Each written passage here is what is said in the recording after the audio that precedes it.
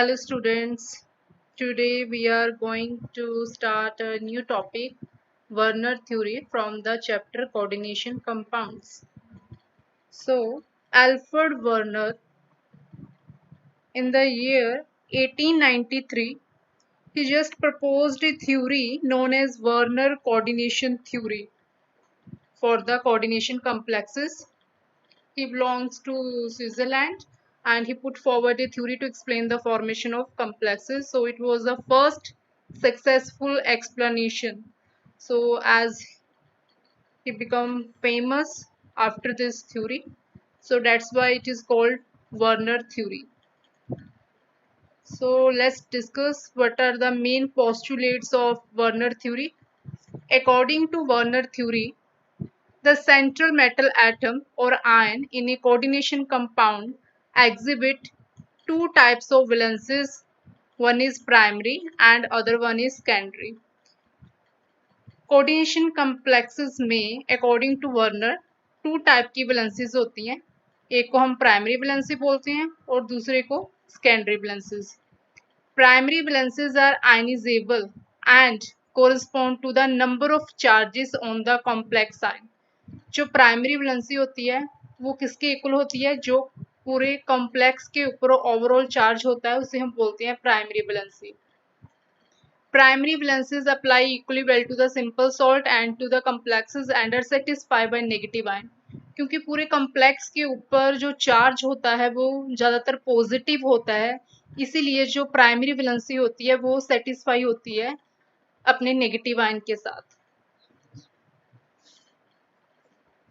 Secondary valences correspond to the valences that a metal ion toward neutral molecules और negative ion in the formation of complex ion. Secondary valences बोलते हैं हम जब central metal ion के साथ ligand attach होंगे. वो ligand neutral भी हो सकते हैं, नेगेटिव आयन भी हो सकते हैं और उन लिगेंड्स को हम बोलेंगे secondary valences. Secondary valences are directional and so a complex has a particular shape. जो सेकेंडरी वैलेंसेस होती हैं उनकी द्वारा ही हम किसी कॉम्प्लेक्स की शेप को डिटरमाइन कर सकते हैं. The number and the arrangement of ligand in a space determines the stereochemistry of a complex. आइए फिर देखते हैं what are primary valency and what are secondary valencies. Primary valency जैसे हमने पहले पढ़ा, it is equal to the oxidation state of central metal atom. जो central metal atom की actual में जो उसकी oxidation state होगी वही primary valency होगी. It is non-direction nature. इसकी कोई डायरेक्शन नहीं होती. It can not define the geometry. ये ज्योमेट्री को डिफाइन नहीं करती. Primary valency exhibit species can और not retain their individual identity. Primary valencies जो है वो अपनी आइडेंटिटी को रिटेन नहीं रख पाती. सेकेंडरी वैलेंसीज के क्या मेन पॉइंट है? It is equal to the coordination number of central metal ion. हमने मेन डिफरेंस यही देखना है कि प्राइमरी वैलेंसी को हम ऑक्सीडेशन स्टेट भी बोलते हैं, सेकेंडरी वैलेंसी को हम कोऑर्डिनेशन नंबर बोलते हैं सेंट्रल मेटल एटम का. सेकेंडरी वैलेंसी की डायरेक्शन होती है क्योंकि इसके द्वारा ही हम किसी भी कॉम्प्लेक्स की ज्योमेट्री को डिफाइन करते हैं.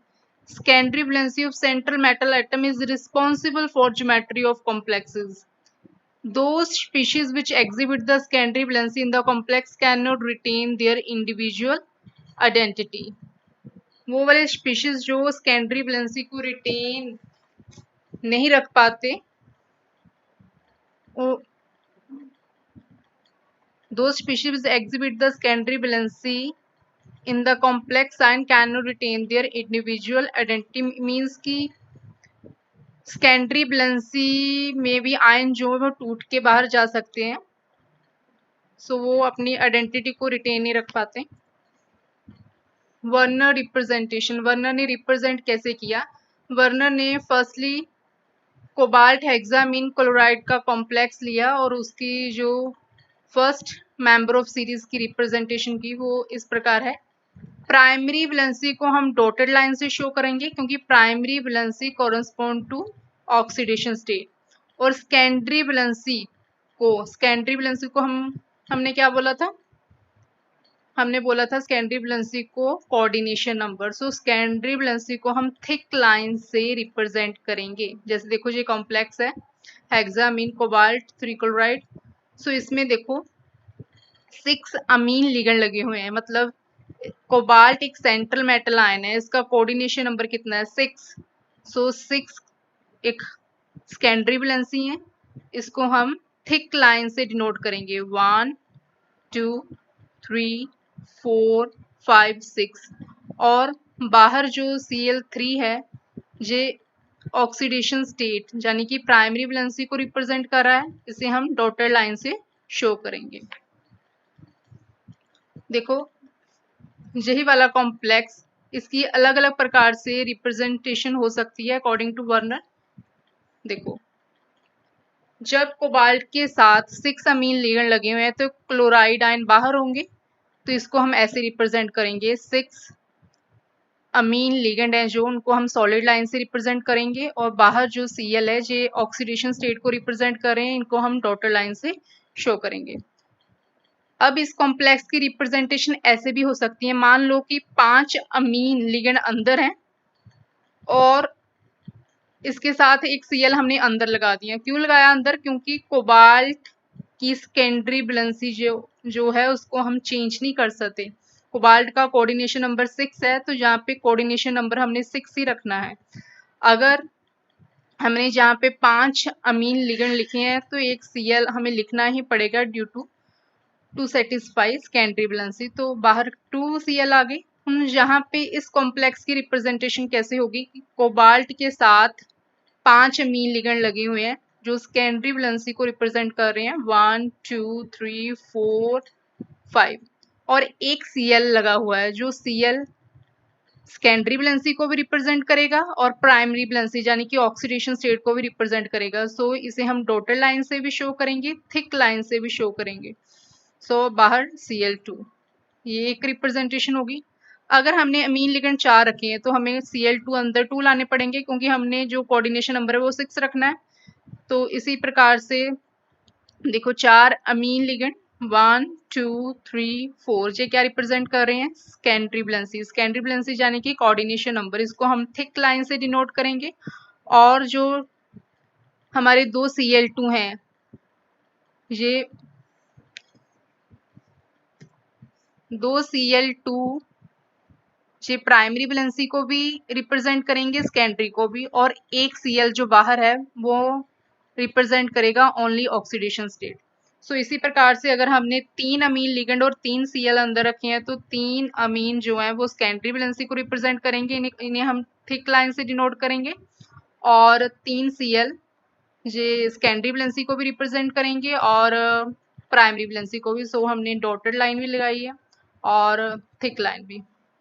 So this is the representation of cobalt hexamine 3 chloride complex according to Werner. Werner proposed putting all molecule and ions within the sphere in bracket and those free anions when dissolved in water outside the bracket. कि Werner ने जो molecule लिया cobalt hexamine chloride का, उसने bracket में रखा, ऐसे bracket के अंदर रखा, और बाद में उसने इनके फॉर्मूलों की रिप्रेजेंटेशन की कि ये ऐसे टूट सकते हैं वाटर में जाने के बाद।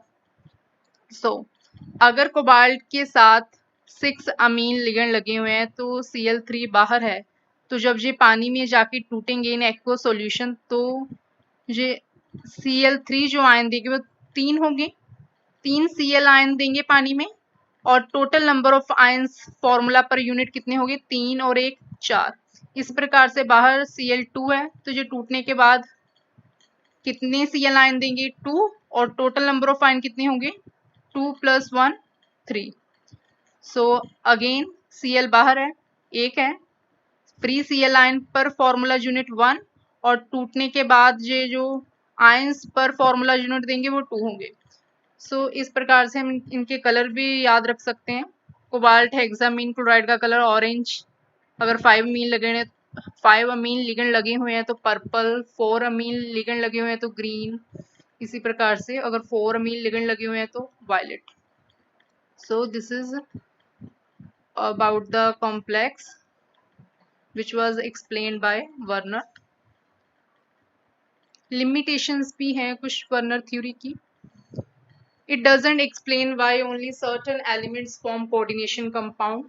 कि ये अच्छे से एक्सप्लेन नहीं कर पाई थ्योरी की कुछ एलिमेंट कोऑर्डिनेशन कॉम्प्लेक्स ही क्यों बनाते हैं, और कॉम्प्लेक्सेस की डायरेक्शनल प्रॉपर्टीज को वर्नर थ्योरी ने अच्छे से एक्सप्लेन नहीं किया. और इसके अलावा वर्नर थ्योरी ने कलर और magnetic properties and optical properties of complexes को भी एक्सप्लेन नहीं किया अच्छे से. तो ये तो थी लिमिटेशन वर्नर थ्योरी की. सो this is all about Werner theory. Please like and subscribe Lifetime Learning channel for more videos. Thank you for watching this video. Thank you.